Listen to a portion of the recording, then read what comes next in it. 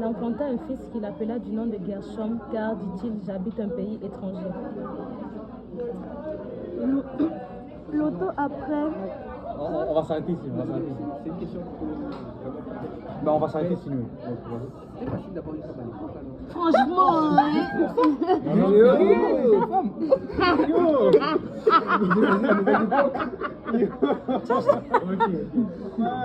C'est pas nécessairement parce j'ai choisi la mauvaise. qu'on n'a pas les détails, on sait même pas genre combien de temps c'est qu'il est. Et on ne sait pas combien de quantité d'eau non plus qu'il a pris. Mais là,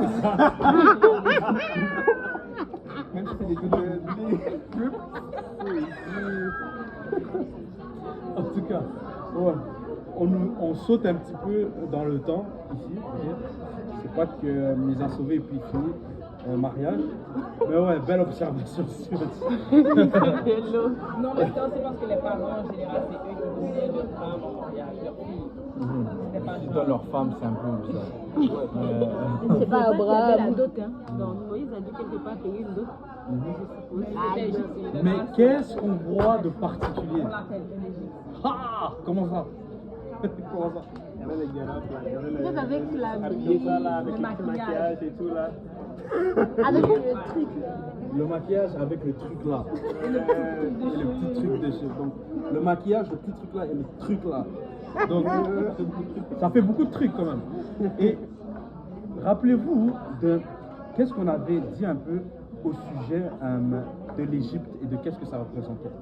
On a vu comment l'Égypte était le type du monde. Okay? Et on a vu comment Dieu sépare en fait ceux qui sont de Christ et ceux qui sont du monde, n'est-ce pas? Et l'une des manières dont on a associé Moïse, on l'a donné l'identité d'Égyptien, c'est pas parce qu'ils avaient vu la carte ID de Moïse, en fait. C'était pourquoi l'apparence, ok? L'apparence est importante pour un chrétien. C'était aussi l'accent, peut-être.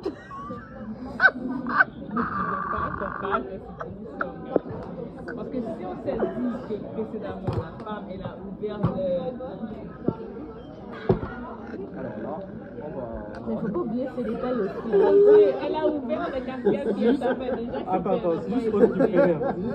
Mais parle, dis ton point, explique. Ça veut dire que moi, dans ma tête, les Égyptiens ne ressemblent pas. Peut-être que c'est le maquillage. Peut-être qu'il a adopté une manière de s'habiller ou une manière de se Tu penses? comporter. Tu penses que c'est juste peut-être? C'est ça. Non, Parce ouais, que mais c'est parce que dans l'apparence, il y a différentes apparences, genre ça c'est pas une facial features. ça c'est pas une supposition là. Mais tu prends un hébreu de ce temps, tu prends un égyptien, le fils de la fille de Pharaon. En termes de vêtements là, je crois qu'il y a une grosse différence entre la noblesse égyptienne et puis un esclave hébreu. Et puis la manière dont il parle aussi. Il a été élevé dans la noblesse, tu vois, il a une certaine. Mais oui, l'apparence, c'est tout ça, la manière de parler, la manière de Ouais, c'est ça. Mais il y a différence avec le culture naturel de l'Égyptien, tu vois. Parce que rien ne pourra. Parce que je suis sûr qu'à la fin des 40 ans, il va ressembler beaucoup et hébreu. Ok, mais le point est que c'est pas que ces facial features sont partis. C'était la même face, mais ils ont dit que ils l'ont appelé égyptien. Pourquoi? Ah. Ouais. Ah. Yeah. Donc c'est ça. C'est l'apparence. L'apparence compte, ok, pour un chrétien.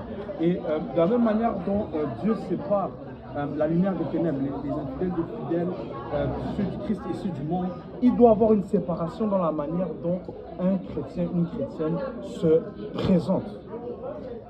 Amen. Amen. Il ne doit pas avoir l'air d'un Égyptien. Charlotte aux Égyptiens chrétiens aujourd'hui, mais je parle dans le symbolisme. Et il ressemblait à un Égyptien. Ils l'ont appelé Égyptien. Et bon, et on voit aussi quelque chose d'autre d'intéressant. Qu'est-ce qui se passe en fait une fois qu'il a... Ah.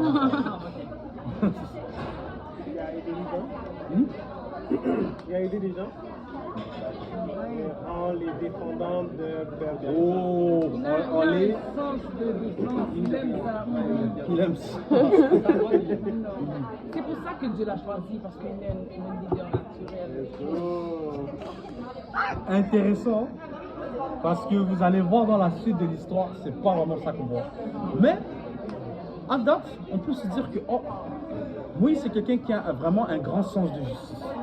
C'est quelqu'un qui aime aller à la défense de l'innocent. Et même si on voit qu'il y avait plus un biais contre l'Égyptien, mais on voit que c'était pas que de la colère, c'était quelqu'un qui avait à cœur en fait les innocents. Et il défend et puis il finit par s'installer là-bas. Et qu'est-ce qu'on réalise? C'est qu'il va rester là-bas pendant un temps. Où ça? Madian. Au Madian, exactement. Et avec sa femme, son beau-père et ses enfants. Et tellement longtemps que le pharaon qui cherchait sa mort va mourir. Et donc là, on saute des années, vraiment des années plus tard. Et on se retrouve maintenant au chapitre 3. Le chapitre là où Dieu va parler à Moïse. Et ça, je l'ai dit récemment, mais je le dis souvent ici à l'étude biblique, c'est que souvent, les personnages sur lesquels on lit, en fait, leur histoire, l'intrigue, là, le plot, commence vraiment à partir du moment là où Dieu les parle. En fait. Rappelez-vous même Abraham, en fait. Abraham, il a vécu 75 ans de vie. Là. Mais tous ces 75 ans là, tout le monde s'en fout. Il n'y a rien de pertinent, il n'y a rien qui nous est mis à notre attention dans la Bible. Mais qu'est-ce qui fait en sorte qu'on se rappelle encore d'Abraham aujourd'hui? C'est à cause que Dieu l'a parlé. Et c'est là où l'aventure a commencé.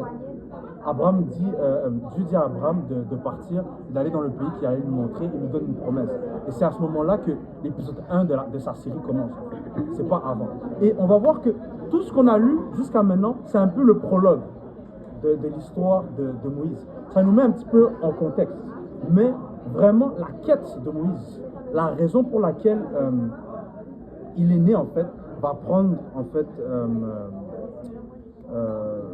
on va le voir dans le chapitre 3. Et bon, malheureusement, il est déjà 14h30. Donc ça, on va devoir laisser ça pour la semaine prochaine. Soyez là. Si vous manquez, vous avez tout. Est-ce qu'il y a des questions? Est-ce que vous voulez qu'on continue? Pas une question, mais juste un commentaire pour ça. Parce que tout à l'heure, elle disait que comment la fille de Pharaon avait fait pour savoir si elle était. C'est sûr que bon, elle a mis en avant l'apparence, mais il y avait aussi à cause de la circoncision. Les Hébreux étaient circoncis alors que le fils des Égyptiens n'était pas circoncis. Donc, elle a été voir dans les passions. Oh, oui.